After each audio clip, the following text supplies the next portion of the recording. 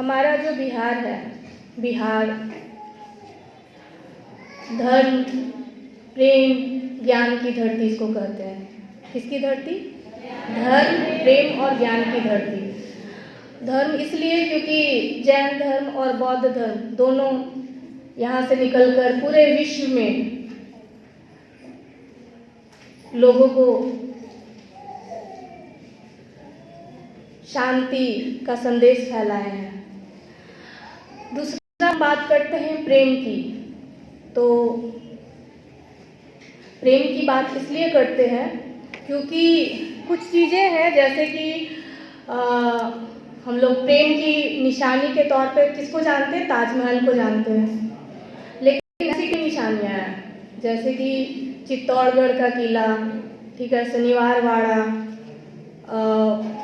इस तरह का बहुत सारा चीज़ है जो कि प्रेम की निशानी है। और भी कई किले हैं जो कि बनवाए गए हैं, लेकिन ये बनवाए गए हैं, बनाए नहीं गए हैं, है ना। तो एक और है मेरे तरफ से, गलत कहते हैं लोग कि ताजमहल प्यार की निशानी है। गलत कहते हैं लोग कि ताजमहल प्यार की निशानी है। सच तो यह है कि गहलौर पर्वत इतिहास की सबसे शानदार कहानी है। एक बार फिर से, गलत कहते हैं लोग कि ताजमहल प्यार की निशानी है। सच तो यह है गहलौर पर्वत इतिहास की सबसे शानदार प्रेम कहानी है। तो एक हमारे यहाँ पे आप जान रहे हैं, गहलौर पर्वत को जान रहे हैं, गया के पास में, जो कि एक अतरी गांव है, और वहाँ पे वजीरगंज, जो कि मतलब 55 किलोमीटर लंबा रास्ता होता था, और उसको इन्होंने 15 किलोमीटर में बदल दिया।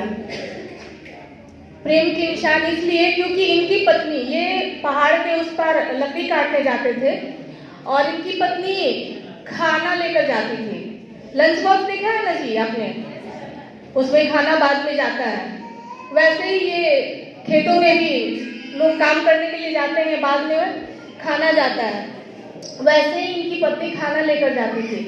तो पत्नी खाना जब लेकर जाती है तो पहाड़ से गिर जाती है, और उसमें जो दर्रा उसमें अटक जाती है, और उसकी मृत्यु हो जाती है, क्योंकि सही समय पे उसे प्राथमिक उपचार नहीं मिल पाता है, दवाइयाँ अवेलेबल नहीं हो पाती है, ठीक है, और उसे मेडिकेटेड सुविधा नहीं मिलने की वजह से उनकी मृत्यु हो जाती है। तो इससे दशरथ मान जी को बड़ा सदमा लगता है। तो दशरथ मान जी एक छेनी और एक हथौड़ी और एक छेनी उनको किसी मिस्त्री ने दिया, और उससे वो पूरे पहाड़ को काटने का और उससे रास्ता बनाने का, ताकि ये घटना किसी के साथ दोबारा ना हो, ठीक है। जो उनकी पत्नी के साथ हुआ, अपनी पत्नी की याद में वो ऐसा करते हैं, और उसको करने में 22 वर्ष, उसे सफल बनाने में 22 वर्ष लगते हैं। 60 में शुरू किए तो 82 में जाके कंप्लीट हुआ, ठीक है। तो उनका एक वाक्य है, जब तक तोड़ेंगे नहीं तब तक छोड़ेंगे नहीं। जैसे कि आप यहाँ पे आए हैं बीपीएससी क्वालिफाई करके, ठीक है, तो इसलिए इनकी कहानी को एक किन्हीं लेखक ने लिखा है और कहा है कि सबसे शानदार, इतिहास की सबसे शानदार अगर कोई प्रेम कहानी है तो दशरथ मान जी की प्रेम कहानी है, ठीक है। उसके बाद कहते हैं कि धर्म हो गया, प्रेम हो गया, ठीक है, अब है ज्ञान की धरती। तो ज्ञान की धरती जैसे हमारा नालंदा विश्वविद्यालय जो कुमारगुप्त के टाइम में निर्माण करवाया गया, तो इसके वजह से भारत जो है वो विश्व गुरु बना। नालंदा जो नाम रखा गया, ठीक है, नालम दा मतलब कि संस्कृत का शब्द है, इसको नालम मीन्स कमल, जिसका जो ज्ञान का रूप है, प्रतीक, ठीक है, और दा मीन्स देने वाला, तो कभी ना रुकने वाला ज्ञान या हमेशा ज्ञान देने वाला, ठीक है, इसलिए नालंदा नाम रखा गया। तो नालंदा जो है वो विश्वविद्यालय की स्थापना की गई, उसमें एक रेशियो था स्टूडेंट और टीचर का, आपको ये बातें क्यों बता रहे हैं, इसको लिंक कीजिएगा।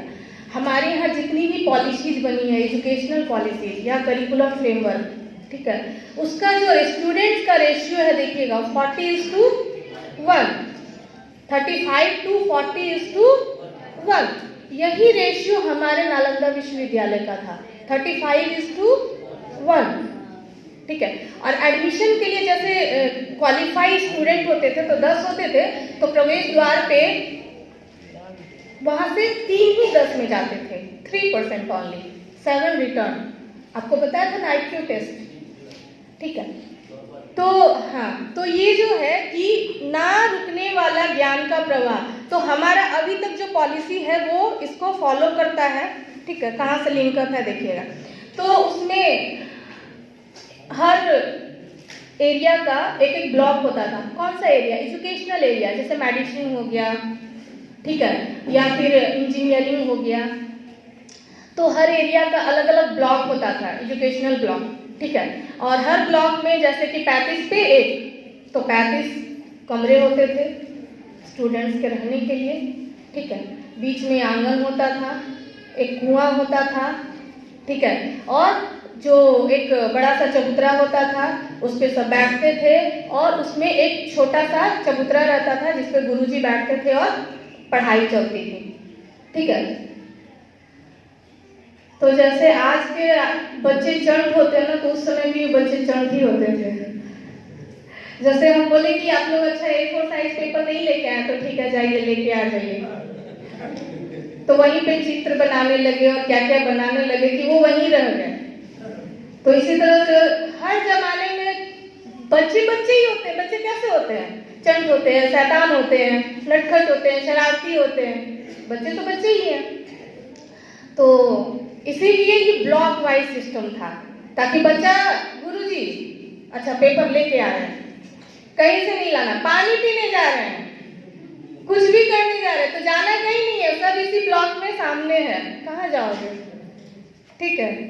डायरेक्टली इनडायरेक्टली रहना यही है।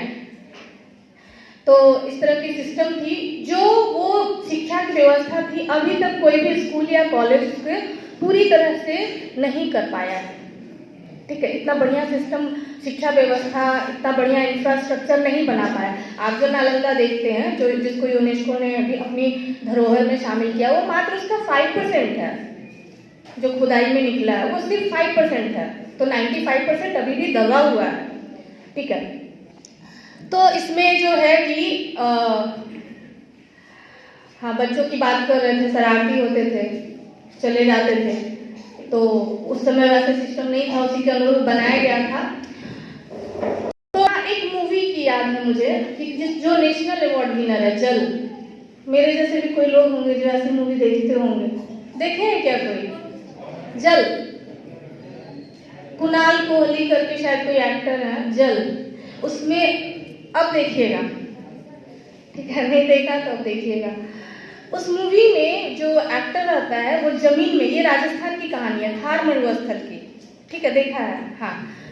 तो ये बड़ी अच्छी सी कहानी है। उसमें क्या है कि जो एक्टर रहता है वो कान सटाता है जमीन में। थार मरुस्थल समझ रहे हैं, वहाँ जल की क्या स्थिति होगी पीने योग्य, तो उसमें कान सटाता है जमीन में, तो उसको वहां से समझ में आता है कि यहाँ पानी निकलेगा या नहीं निकलेगा अगर यहाँ कुआं बनाएंगे तो, ठीक है। तो वहां पे जहाँ पे वो बताता था कि यहाँ से पानी निकलेगा, 95% वो सक्सेस था उसमें।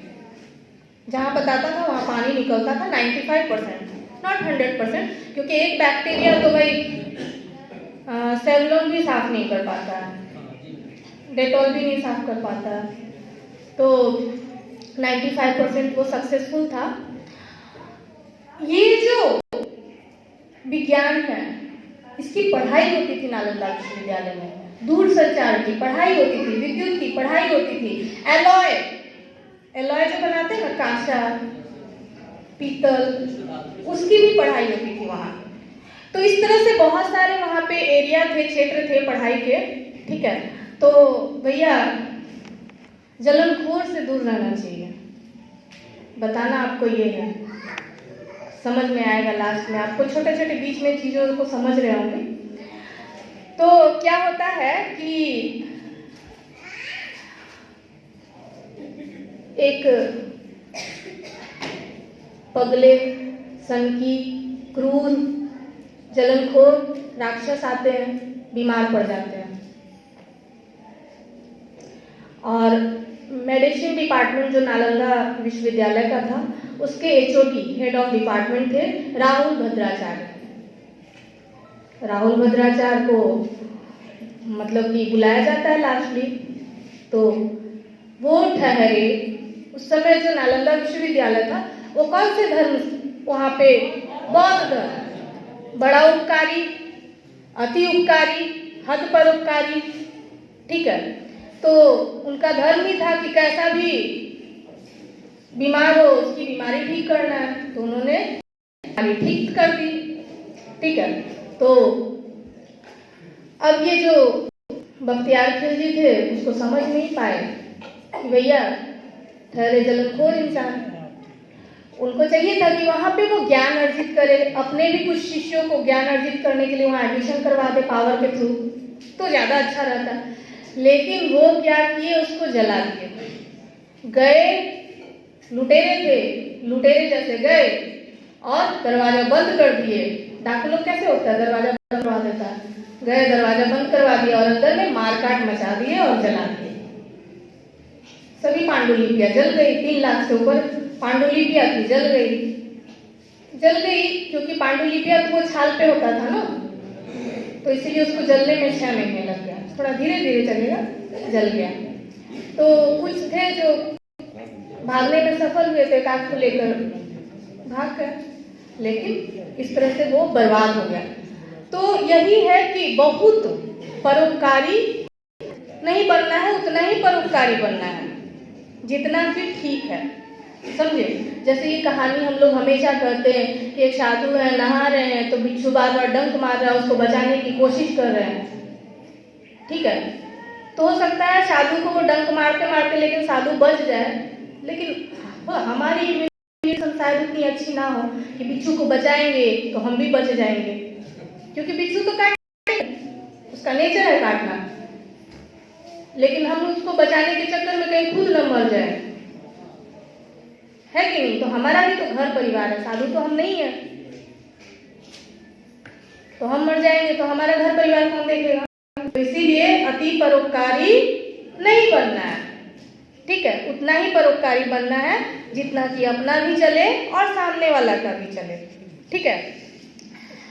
और जलनखोरों से दूर रहना है, नहीं तो जैसे नालंदा विश्वविद्यालय जलकर खाक हो गया, उसके साथ भारत का भविष्य जो अभी है, बहुत मेहनत के बाद ये भी खत्म, जो भारत कुछ और रहता, भारत का भविष्य भी जल गया उसमें साथ साथ।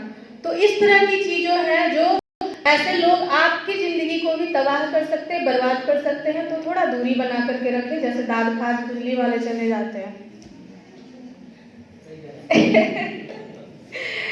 ठीक है। तो इस तरह से वैसे साधु ना बने, वैसे लोगों से भी दूर रहें, ठीक है, जो जहरीले हैं, इस तरह के हैं, तो वैसे चीजों से दूर रहें। और एक और बात जो मुझे कहनी है कि हमारा जो BCS 2008 है, उसमें अब्राहम लिंकन एक शिक्षक को पत्र लिखते हैं जब वो राष्ट्रपति थे, ठीक है। जब वो राष्ट्रपति थे तो अपने मतलब कि वहाँ पे एक स्कूल के शिक्षक हैं, उनको एक पत्र लिखते हैं, ठीक है, कि जिसको BCS 2008 में शामिल किया गया है। मैं जानता हूँ कि सभी लोग अच्छे नहीं हैं। मैं जानता हूँ कि तुम्हें मतलब आपको, शिक्षक को कह रहे कि आपको ये बच्चों को सिखाते हैं, आप बच्चे को सिखाते हैं कि हर आदमी अच्छा नहीं है और हर आदमी न्यायपूर्ण भी नहीं है, ठीक है। हर आदमी सही भी नहीं है, हर आदमी अच्छा भी नहीं है, हर आदमी न्यायपूर्ण भी नहीं है, ये आप सिखाते हैं। लेकिन आपको यह भी सिखाना होगा कि बच्चों को आपको यह भी सिखाना होगा कि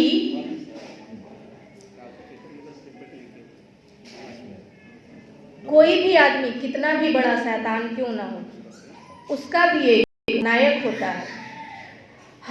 स्वार्थी राजनीतिज्ञ का एक समर्पित रहनुमा होता है। मतलब कि कोई भी कैसा भी खराब व्यक्ति क्यों ना हो, उसका भी कोई हीरो होता है, और हीरो हमेशा अच्छे रूप में होता है। ठीक है, तो बच्चों को जो है आप दुनिया के बारे में परिचित करवाइए, तभी वो एग्जिस्ट कर पाएगा। दुनिया में अच्छा भी है और बुरा भी है। ठीक है, तो बच्चों को जो है एक बताइए कि अच्छा भी होता है, बुरा भी होता है, सही भी होता है, गलत भी होता है, ताकि वो एग्जिस्ट कर पाए। ठीक है, इस दुनिया में समझे, जो चीजें हैं, समस्याएं हैं, उनको वो फेस कर पाए, और उसका भी कोई एक अच्छा नायक हो, एक हीरो हो, ताकि वो जब भी लक्ष्य से भटके तो वो उसको याद करे और वो अपनी जिंदगी में अच्छे रूप में अच्छे इंसान बनकर वो बेहतर नागरिक बने, बेहतर देशवासी बने। ठीक है, तो मेरा आपसे ये कहना है कि सबसे पहले अपनी जय करें। ठीक है, कहते हैं ना जी, दूसरों की जय के पहले स्वयं की जय करें। तो सबसे पहले अपनी जय करें, क्योंकि इससे आपका आत्मविश्वास बढ़ेगा, अच्छे नागरिक बने, अच्छे इंसान बने, अच्छे शिक्षक बने, क्योंकि शिक्षक ही देश का निर्माता है। और आप जहाँ जाने वाले हैं, एक बच्चे को भी आत्मविश्वास भरा नागरिक बनाने में, बनने में मदद करें। ठीक है, सतर्क रहें, सुरक्षित रहें। धन्यवाद।